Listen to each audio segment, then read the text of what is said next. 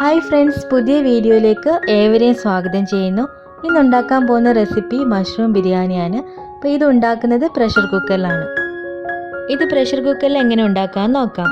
അതിന് വേണ്ടിയിട്ട് ഞാനിവിടെ 2 ടേബിൾ സ്പൂൺ നെയ്യാണ് എടുത്തിരിക്കുന്നത്. അതിലേക്ക് 5 ഗ്രാമ്പു ഇട്ട് കൊടുക്കുക. പിന്നീട് ഒരു ചെറിയ പീസ് പട്ട ഇട്ട് കൊടുക്കുക. പിന്നീട് അതിലേക്ക് ജാതിപത്രിയാണ് ഇട്ട് കൊടുക്കുന്നത്. പിന്നെ 3 ഏലക്ക, അതിനുശേഷം ഒരു വയനയില. ഇതെല്ലാം ബിരിയാണിക്ക് നമ്മൾ ചേർത്ത് എടുക്കുന്നതാണ്. ഇനി അതിലേക്ക് ആഡ് ചെയ്യുന്നത് ഇഞ്ചി വെളുത്തുള്ളി പേസ്റ്റാണ്. അത് ഞാൻ 1 ടേബിൾ സ്പൂൺ ആണ് ഇവിടെ എടുത്തിരിക്കുന്നത്. പിന്നീട് ചതച്ച മുളകാണ് ചേർക്കുന്നത്. മുളക് ഡയറക്റ്റായിട്ട് ഇട്ട് കൊടുക്കുന്നതിന് പകരം ജസ്റ്റ് ഒന്ന് ചതച്ചിട്ട് എടുത്തിട്ടുണ്ട്. അത് 2 എണ്ണമാണ് ചേർത്തിരിക്കുന്നത്. ഇനി ഇതിലേക്ക് ആഡ് ചെയ്യാൻ പോകുന്നത് 2 ഇടത്തരം സവോളയാണ്. അതിട്ട് കൊടുത്തതിന് ശേഷം അതിലേക്ക് 1 ടേബിൾ സ്പൂൺ ക്യാപ്സിക്കം ഇട്ട് കൊടുക്കുന്നുണ്ട്. പിന്നീട് ആവശ്യത്തിന് ഉപ്പും കൂടെ ഇട്ടിട്ട് അതൊന്ന് വഴറ്റിയെടുക്കുക.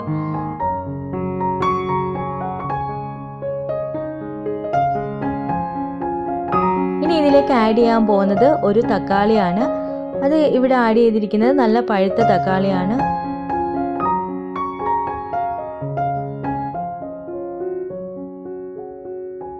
തക്കാളിയും കൂടെ ഒന്ന് നന്നായിട്ട് വഴറ്റിയെടുത്ത ശേഷമാണ് അതിലേക്ക് ആവശ്യത്തിനുള്ള പൊടികളെല്ലാം ചേർക്കുന്നത്. അപ്പോൾ ഇവിടെ എടുത്തിരിക്കുന്ന എല്ലാം ടീസ്പൂൺ കണക്കിനാണ്.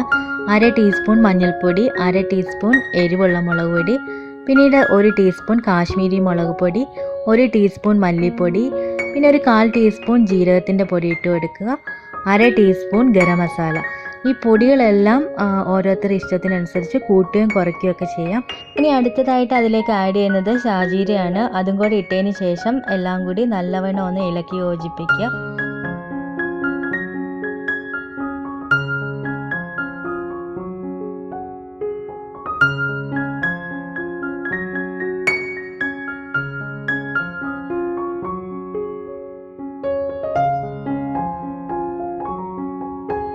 ശേഷം പൊടികളുടെ പച്ചമണം പോകുന്നവരേക്കും എല്ലാം കൂടി ഒന്ന് വഴറ്റിയെടുത്തതിന് ശേഷം 2 ടേബിൾ സ്പൂൺ തൈരാണ് ആഡ് ചെയ്യേണ്ടത്. അതും കൂടെ ചേർത്തതിന് ശേഷമാണ് മഷ്റൂം ഇട്ട് കൊടുക്കുന്നത്.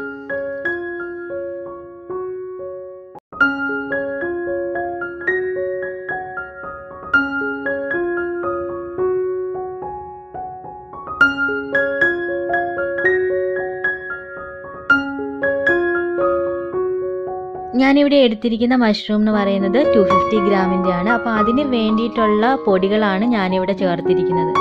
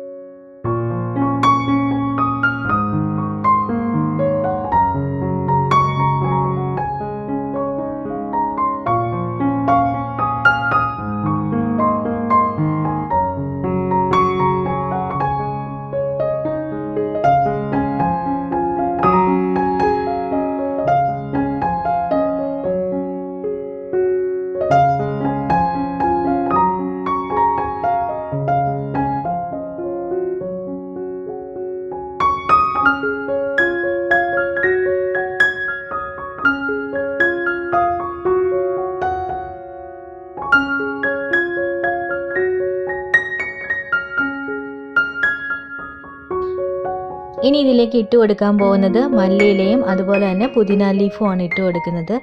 അതും കൂടി ഇട്ട് കൊടുത്താൽ തന്നെ നല്ലൊരു ടേസ്റ്റും നല്ലൊരു ഫ്ലേവറും കിട്ടത്തുള്ളൂ. ഇനി ഇതിലേക്ക് അല്പം കൂടി ഉപ്പ് ആഡ് ചെയ്തതിന് ശേഷം ഞാനിതൊരു 2 മിനിറ്റ് അടച്ചു വെച്ച് വേവിക്കുന്നു. 2 മിനിറ്റ് മാത്രമേ ഇങ്ങനെ ചെയ്യുന്നുള്ളൂ. അതിനുശേഷം നമുക്ക് അരി ഇതിലേക്ക് ഇട്ട് അതും കൂടെ വേവിച്ചെടുക്കാം.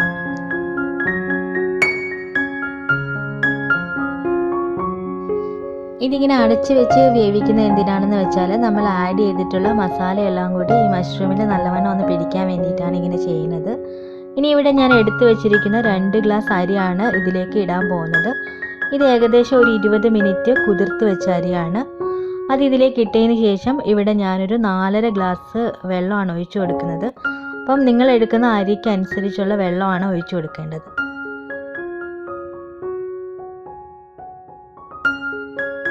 ഇനി ഇതൊരു 3 വിസിൽ വരുന്നത് വരേക്കും വെയിറ്റ് ചെയ്യുക. 3 വിസിൽ വന്നാൽ മതിയാകും നമ്മുടെ മഷ്റൂം ബിരിയാണി റെഡി ആവാൻ വേണ്ടിയിട്ട്.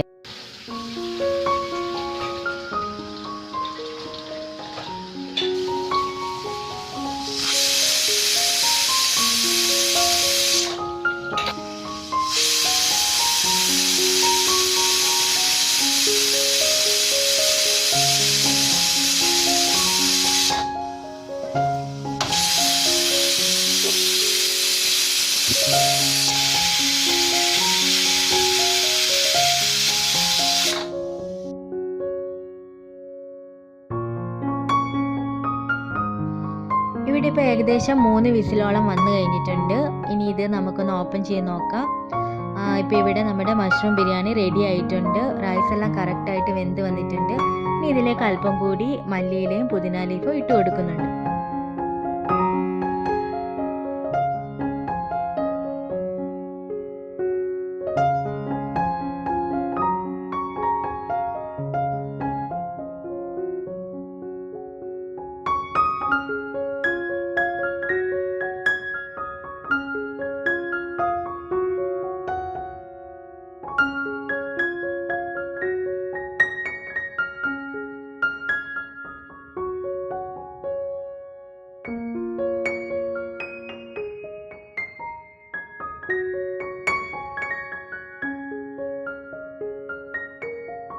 ഇനി ഇതിലേക്ക് ആഡ് ചെയ്യാൻ പോകുന്നത് 1 ടീസ്പൂണോളം നെയ്യും കൂടിയാണ്.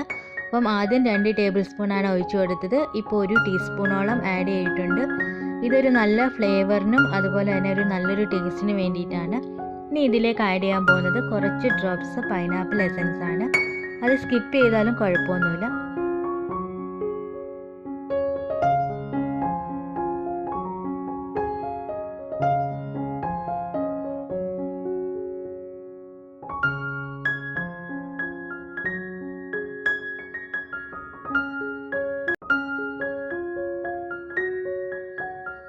ഇതിലേക്ക് ഞാൻ അടുത്തതായിട്ട് ആഡ് ചെയ്യാൻ പോകുന്നത് നാരങ്ങയുടെ നീരാണ്. അതൊരു ചെറിയ പീസ് മാത്രം എടുത്തിട്ട് അതൊന്ന് ജസ്റ്റ് സ്പ്രെഡ് ചെയ്ത് കൊടുക്കുന്നുണ്ട്.